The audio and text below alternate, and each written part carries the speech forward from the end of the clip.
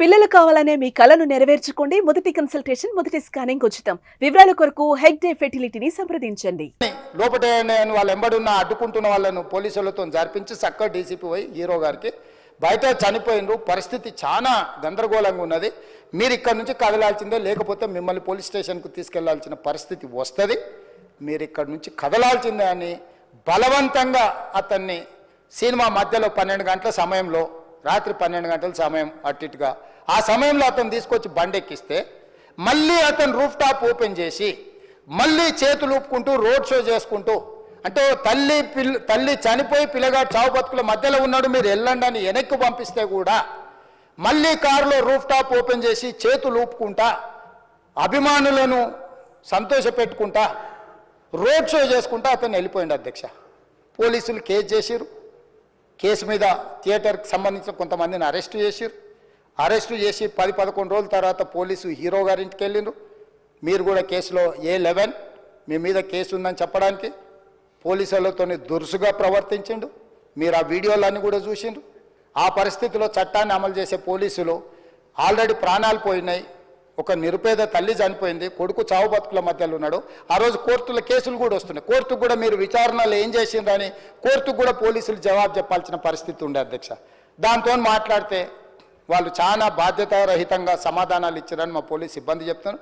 దాంతోనే అతన్ని police station తీసుకెళ్ళారు. అధ్యక్ష, ఇక్కడి వరకు ఒక హీరో, ఒక థియేటర్లో జరిగిన సంఘటనలు, వీటన్నిటి నేపథ్యంలో పోలీసులు వాళ్ళ విధి నిర్వహణ నిర్వహించారు. అధ్యక్ష, ఎప్పుడైతే అతను పోలీస్ స్టేషన్కు తీసుకెళ్ళిరో కొన్ని రాజకీయ పార్టీలు పైశాచికంగా ఎంత నీచంగా నన్ను తిట్టుకుంటా పోస్టులు పెట్టినరంటే, అంటే తెలంగాణ समाजంలో మలక్పేట్లో बलाला साहब के कॉन्स्टिट्यूंसी के वोटर है, उन लोग मलकपेट के छोटे नौकरी, उसका नौकरी अकबर साहब वो 30,000 नौकरी करता है, उसके परिवार में कोई कमाई नहीं है.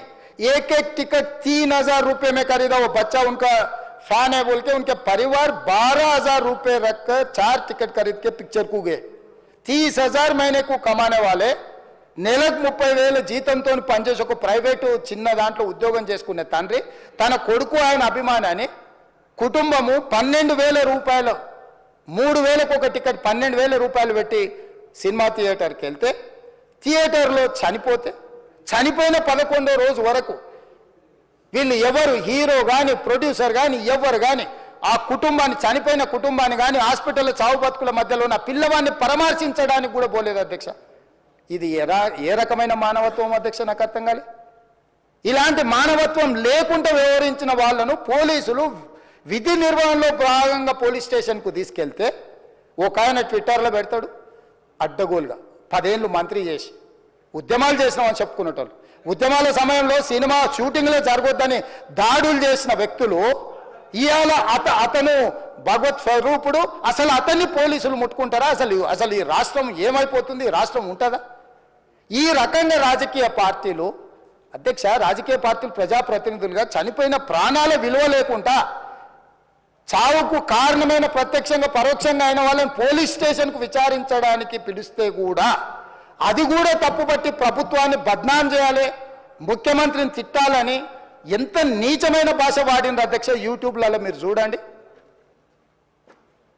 నాకేముంటుంది అధ్యక్ష? ఏంది ఆ సినిమాకు స్పెషల్ రిలాక్సేషన్స్ ఇచ్చి ఇవాళ సినిమా ఏదైతే వ్యాపారం చేసిందో సినీ పరిశ్రమను ప్రోత్సహించాలని మొదటి వారం అత్యధికంగా సినిమా ధరలతో టికెట్లు అమ్ముకోవడానికి, స్పెషల్ షోలు వేసుకోవడానికి, బెనిఫిట్ షోలు వేసుకోవడానికి ప్రత్యేకమైన అనుమతులు ఇచ్చింది నా ప్రభుత్వమే కదా, మా ప్రభుత్వమే అధ్యక్ష.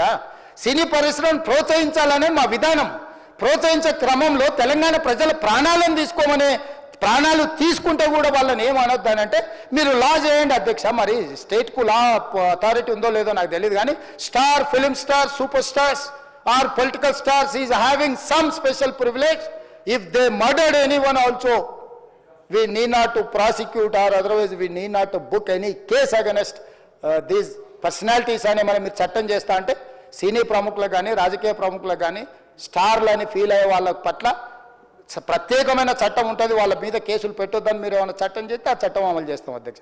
ఈ రోజున్న డాక్టర్ బాబాసాహెబ్ అంబేద్కర్ ఇచ్చిన చట్టం ప్రకారము దీనికి కారణమైన వాళ్ళను ప్రత్యక్షంగా పరోక్షంగా కారణమైన వాళ్ళందరి మీద కేసులు కట్టి పోలీసులు విచారణ చేయాల్సిందే, బాధితులను శిక్షించాల్సిందే అధ్యక్ష.